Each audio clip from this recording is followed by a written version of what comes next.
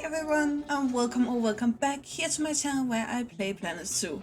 My name is Nissa, and today we start our new adventure. As I mentioned in my last video yesterday, I have a lot of lagging issues in my magical forest, which I really wanted to build for, but we're gonna roll with it the way it is. So, welcome to New Bia Zoo, which is a grassland African zoo, but it won't be only African animals or anything like that.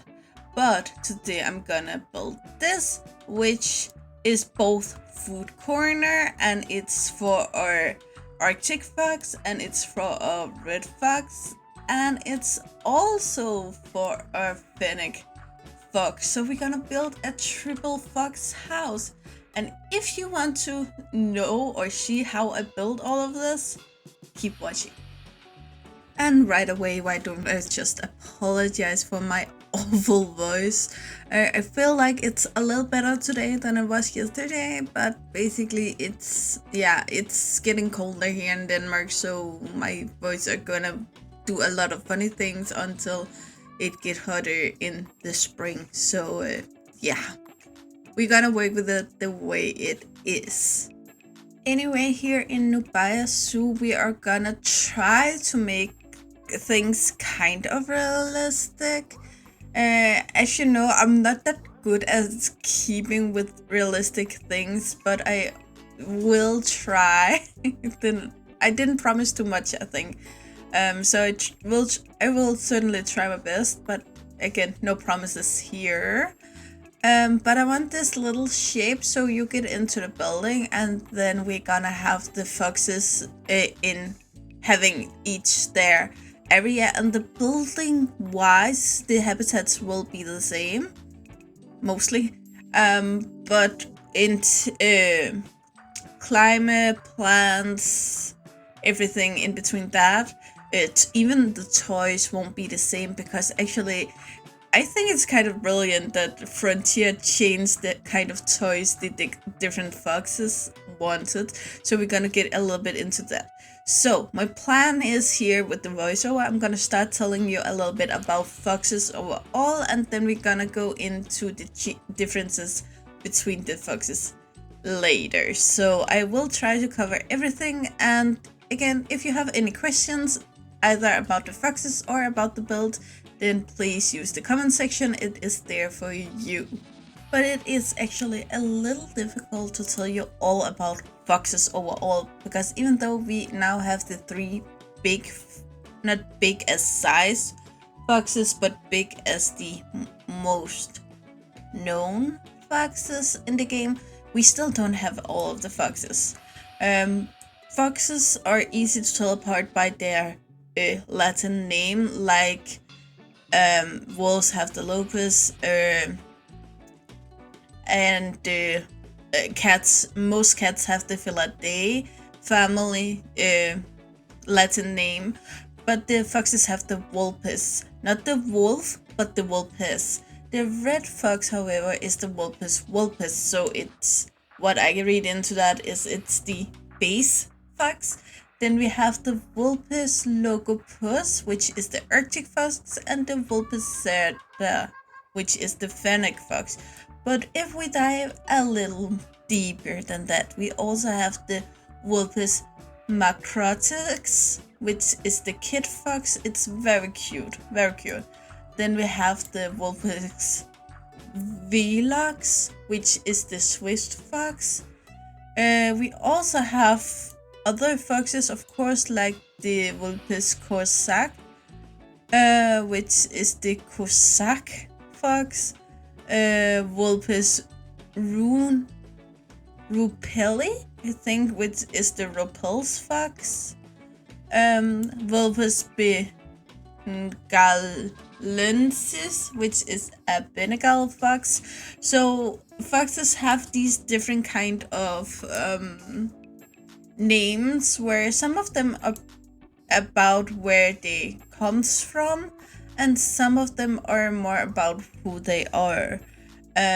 again, Latin names are most of the time made to describe an animal, where a English or Danish or the normal names we use for them are more like names, if you can say it that way.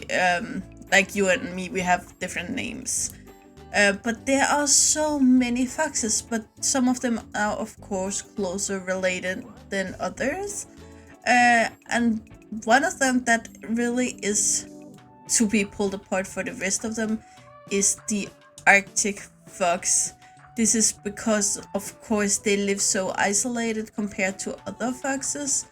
Again, they have some overlaps of environment with other foxes, but basically they're built up very, very unique.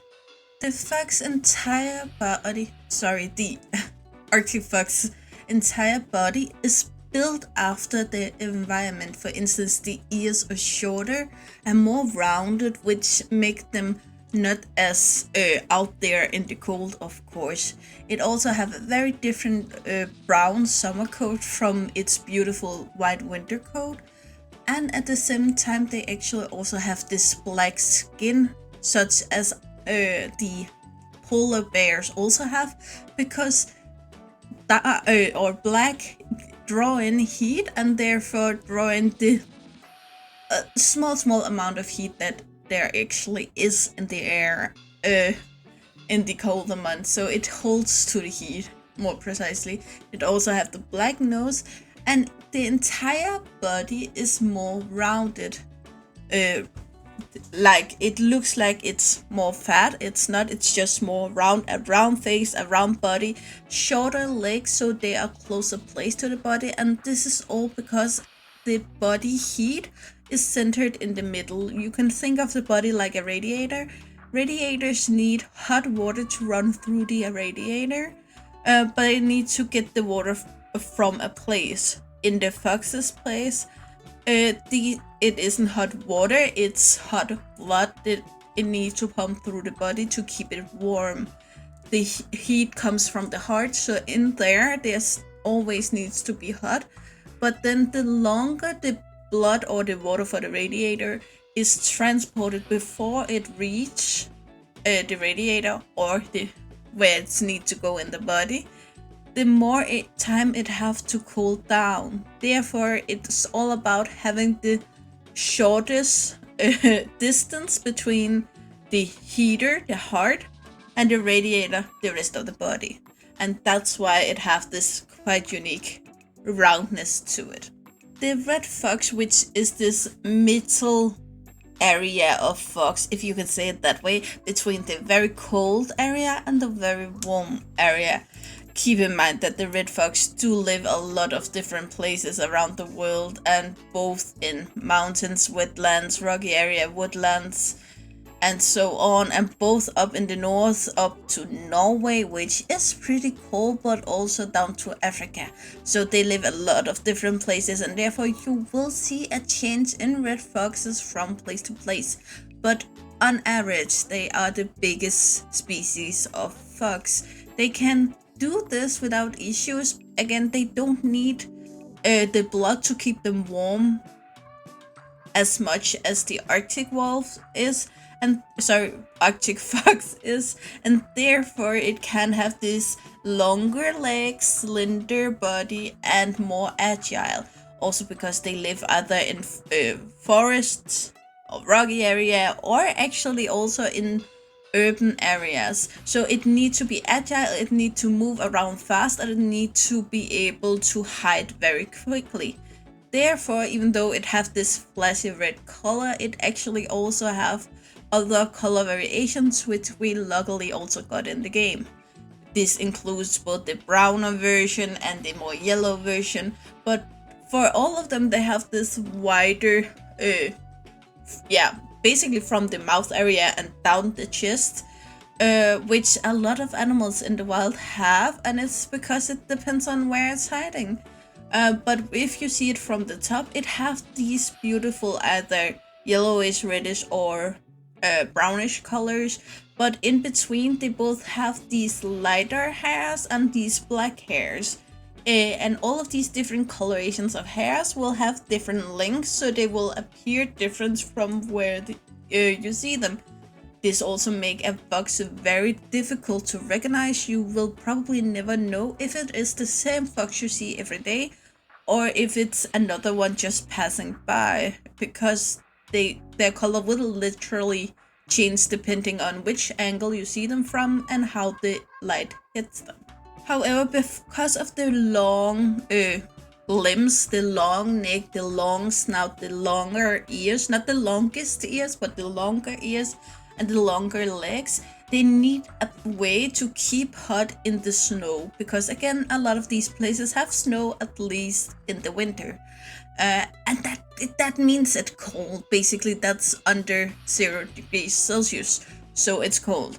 Therefore, they need a technique to keep warm, and what's better than a nice cozy blanket?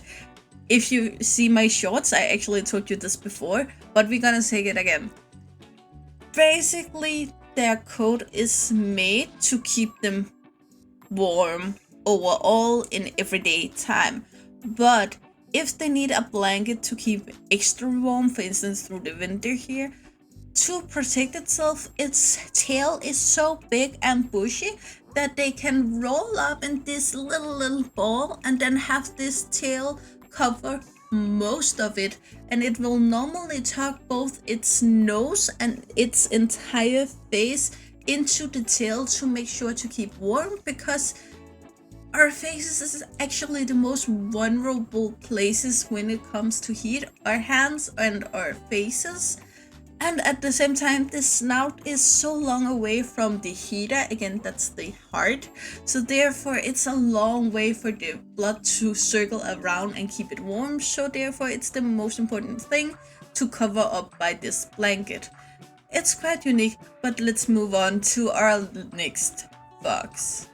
And with that, we actually go from the largest fox to the smallest, which is of course the Fennec Fox. The Fennec Fox is much smaller, but this is not only to keep it hot, it's also to keep it cold. And again, Fennec Foxes are quite unique in this way, where we know they live in the desert and the desert is hot, yes, but the desert can also be freezing cold during the night, not only during the winter but during the night. So therefore they need to be able to shift from being able to cool down themselves to heat up themselves, and this gives the Fennec Fox a quite unique design. It has some features that the Arctic Fox actually also have. It has this shorter snout, smaller body, and a little more rounded face and a little more rounded body, but not as much as the Arctic Fox. The tail here is not even close to what the red fox has. This is very thin and very narrow, and this is of course because they don't need that giant blanket at the same time. However, these giant ears on the other hand have a very important thing, and it's actually the same thing that rabbits do. So when it gets too hot, it needs that blood from the heater, again the heart, to get out somewhere away from the body, and they do that by pushing it up in the ears. So it's away from the body so the body don't overheat, then out in the ears it can cool down because it's away from all the heat. Yes, I know it's a desert again, but it's still colder out there than it is inside of a body. So the blood can cool down out there and before it gets dragged back into the body and cool down the body. Again, this is a quite unique feature on the Fennec Fox. A lot of animals around the world does this, but not a lot of foxes do this.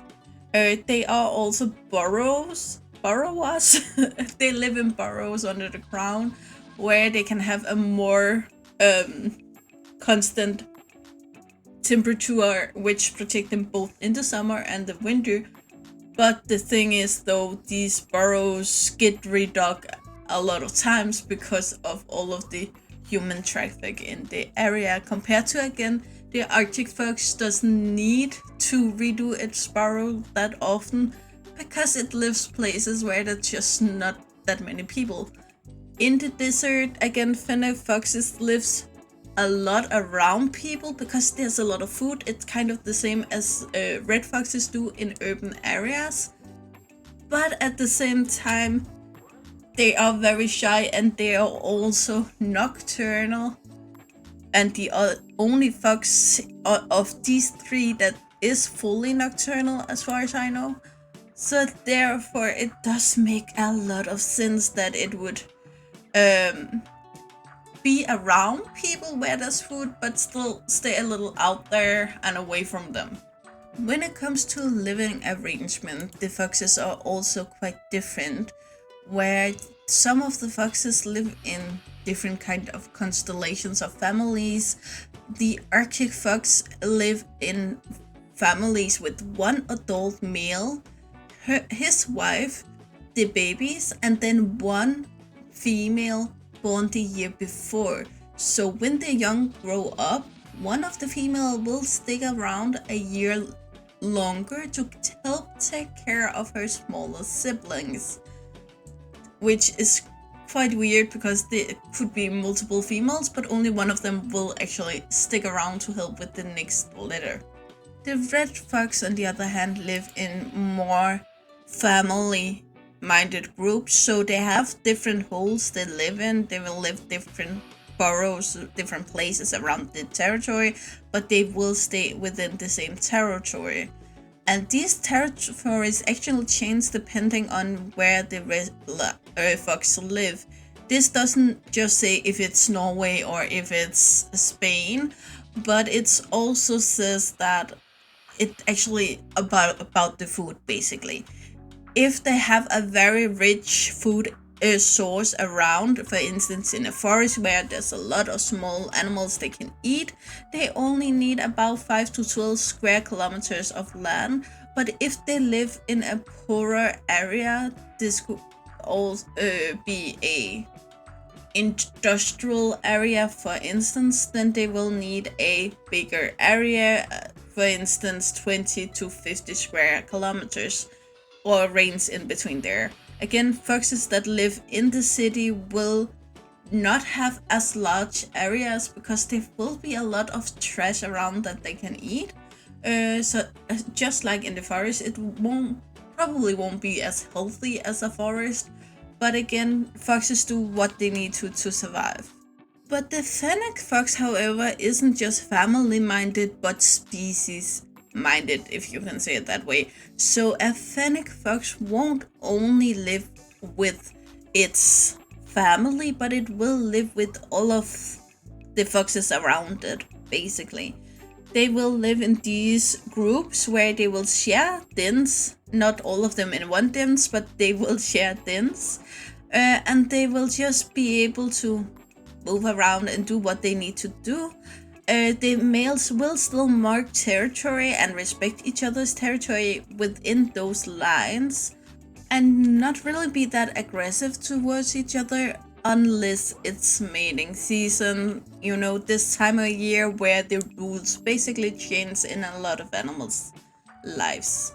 When it comes to their choice of food, and again this is what they eat in the wild, not what you actually should feed them, the Arctic fox are again limited by where they live. They are omnivores and scavengers.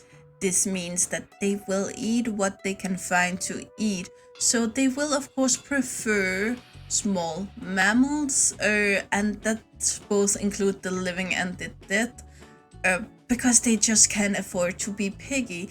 This isn't that weird in itself, but they will also eat berries, insects, carrion, and even animal or humans poop, because there are actually nutrition in that, and if they have to, they need to. But usually they will also, if they live around the coastal areas, go for sea mammals and birds, invertebrate fish and seals. But again, they live in these big snowy areas and there can be long way to the ocean. So if poop is what you can find, you are gonna eat that when you've been starving for a week or two. On the other hand, the red fox, as we talked about earlier, some of them live in urban area and therefore live primarily off leftovers, trash, and what they can find. They are, however, both scavengers, therefore, but also omnivores, exactly like the Arctic fox. So in that regards, they do eat the same. However, they have access to so much more and interesting meat, especially if they live in forests, fields, or these fox ideal places, if you can say it that way. So they eat, for instance, wolves, mice, hamsters, ground squirrels, gerbils, woodchucks, deers, mice, and pocket goopers, which I'm not sure what is. Also bird eggs, rabbits, porcupines, hares, raccoons, and the list goes on. So in this way, the red fox is basically winning here. They have a lot of more different ways they can both consume and find their food, so therefore they are quite lucky compared to other foxes. The Fennec Fox, on the other hand, again live a place where they don't have the same access to food as the red fox, but they still have some ability to find food. They are still omnivores but not scavengers, which is an important difference here.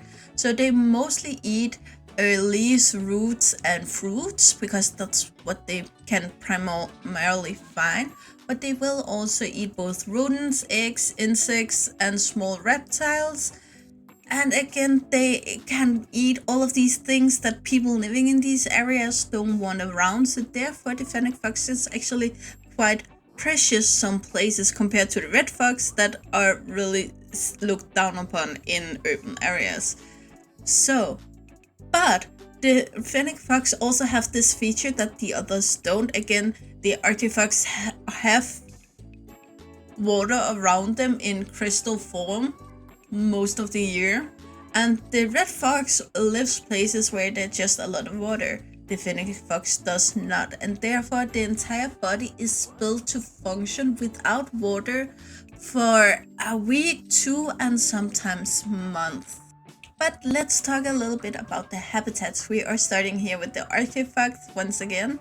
And as you can see, we make sure to give it water so they don't need to eat the snow. But they could if they would. And then we are gonna put in this level here of stone, and we are gonna keep it quite basic.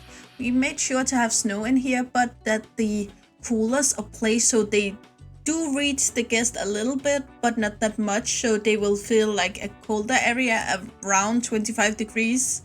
So it's colder than the savanna that we are actually on at this point, but they don't freeze when they stop by. Then in here we are gonna add a couple of toys, but no food enrichment. We place all of that out here, and we place it like it looks like the keepers pretty much just threw it in there in this way, which is quite realistic if you ask me. Then I try to find some trees that could be in the cold. They are all tiger trees and plants I'm gonna use in here, but I try to look at how robust they would seem so they would actually have a chance of surviving the heat, for instance if the coolers broke or anything like that. However, the coolers and the snow can actually give us a completely different issue that I don't think a lot of people think about. But we are placed somewhere in the world where there are rain seasons, which should be good for a lot of things. But when you have this frozen area outside and the rain comes, there will become so much ice here, and it can't only be dangerous to the foxes but also our staff. So therefore, when the rain comes, this would have to be protected either by turning off the coolers or changing the settings so they are only like 5 degrees Celsius instead of minus Celsius. But it seems like we are already at the red foxes, and they need to have this underground area because I couldn't figure out how to make my keepers go in here otherwise. In real life, they would probably be able to open the glass inside, but you can't really do that in Planet Zoo, sadly. So here I use tiger. Sorry, this is temperate stone. The other ones was tiger, and we're gonna use a lot of tiger plants. We also made this a little more grassy, as you saw. We still gonna have this little stone edge here, but as I actually figured out at this point, the enrichments isn't the same for all of the foxes. They all have individual enrichment. I also thought about actually using the burrow in here, but it just wouldn't make sense since we made them a house instead. I try when it comes to the foliage in here to make it as forest-like as possible, but also because it would really tell it apart from the other two fox habitats, but also because I see the forest as the optimal red fox area. Again, they would have access in a fox to a much more diverse food sources, but also that it's just safer for foxes to be around forests than a lot of open fields or cities or anything like that. So I wanted to show them off in that way. And then here again, I try to keep things on the one side that would survive the cold area, but on the other side, trees that would survive the harsher, drier and warmer areas, but still make it look as foresty as possible. Then I added some of these flowers. I have no idea what they are. I think they knew, but I kind of like them. They kind of look like something that about to open up, but not really. But as you can see here, I'm not going in too much and make it too like really foresty, but here I think it's enough to so it's realistic that a zoo would use this amount of foliage in a habitat. But at the same time, I don't want it to be too much so you can't see the foxes. Again, that is what you're trying to show up here in this zoo. Then in here we had this little issue where the door is placed too close over there, so the foxes actually gets inside and under the floor. So we're gonna fix that here real quickly. Yeah, a little issue I think a lot of people probably have, but yeah, I think yeah, that's it. And then we're just gonna take all of them and move them outside so they're actually able to move around. They don't like being stuck in there under the floor. I probably could do something about it if I could get the ground level to the floor or something like that, but I think I fixed it here. So the Fennec Fox is of course gonna have this sandy area, very dry, but we are still gonna give them water even though they wouldn't need it before a few weeks or something like that. But yeah, we still want our animals to have more than just the bare minimum. Again, here we use some other stone, so it's the brown variation of the savanna rocks, or sorry, desert rocks. And then we're gonna put the water in here, food, and we place everything up here tall, unless it's these ones. Fennec Fox, I think, was the only one that actually used these, which is kind of sad. I know the red fox is bigger, so it makes sense. And then we put in this little patch of grass here that's only there because of the sprinkler, so the sprinkler would water the grass here so it had a chance to grow, but it wasn't on purpose, kind of looked like. And here again we throw everything up here, and then it will naturally fall down to the ground afterwards. Then we also add in some rocks over here just because I think it's pretty. And it's also because it's just, I like to mark the edges. The sand wouldn't be strong enough to keep itself up, so the stones would do that. So here I try to give them enough foliage so that they are protected for the sun. Again, the sun can be harsh even for a desert animal, so we try to protect them a little bit for that, but still have that open, sandy, deserty habitat feeling about it. I put in a few flowers just because I wanted flowers, and that's about that, guys. I think then went back and just redid a lot of the other. Oh, we also have this to do. But anyway, I think I'm gonna go back to talk a little bit about the foxes, if that's okay with you guys. So let's look a little bit of the threats of the Arctic fox. The Arctic fox have a few iffy threats and then one big one. One of the iffy one is of course the fur trade, which again is an issue, but on the other hand, we are also, most of us, try to close down fur trade overall, so that's going the right way. It's not done all yet, but it's going the right way. Then they have the issues about the domesticated dogs, and it's not because they're gonna eat the fox, but it's because they are still canine, so they are closely related to each other and therefore can carry a lot of the same diseases. So your domesticated dog, for instance, on Greenland, where there's a lot of dogs, they can carry a lot of diseases that can kill the foxes in the area. But the big thing is climate change, and it's not only that the water level rises, it's also that the ice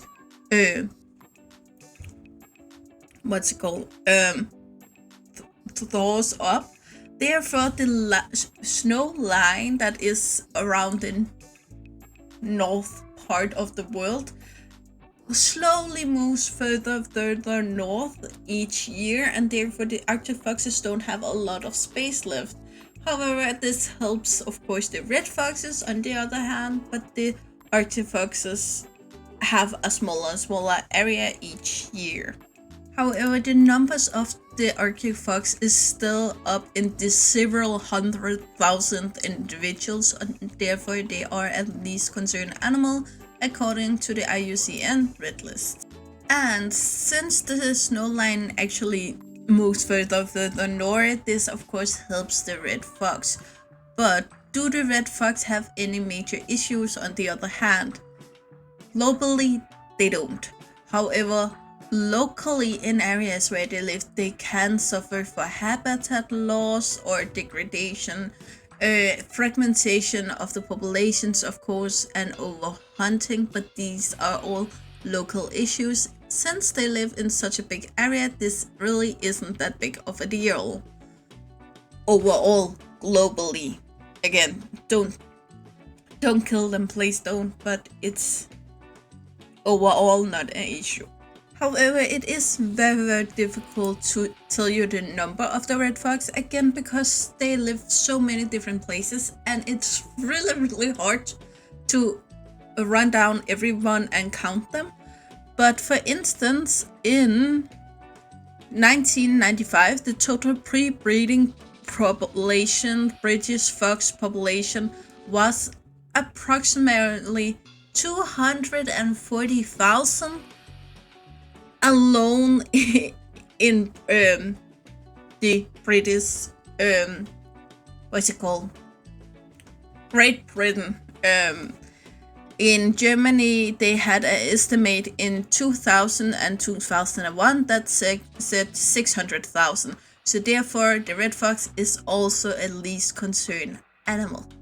And then it comes to the baby, which again is the Fennec Fox, which have some issues again, but no global issues. They do, however, have very local issues, for instance, with new road building or human settlements and that kind of things, but they are not big enough to actually affect the human lives in the area in any way. They are not big enough for a pretty fur coat or anything like that, so the humans let them be, and at the same time, they move all the rodents in the area. So what's not to love? So therefore, the Fennec Fox is also listed as a least concerned animal on the IUCN Red List. And I think it's rare that we on my channel can pick up 3 animals that all are least concerned. Of course, some of them are more least concerned than others because of the places they live. Again, the Arctic fox have the entire northern belt. The red fox have a big chunk of the middle, and the Fennec Fox have this small area, so of course their number are smaller, but again, they are living and doing fine in the world. So that's pretty much all I wanted to tell you for now, guys. As always, all of the links will be in the description below, and I will come back after the cinematics.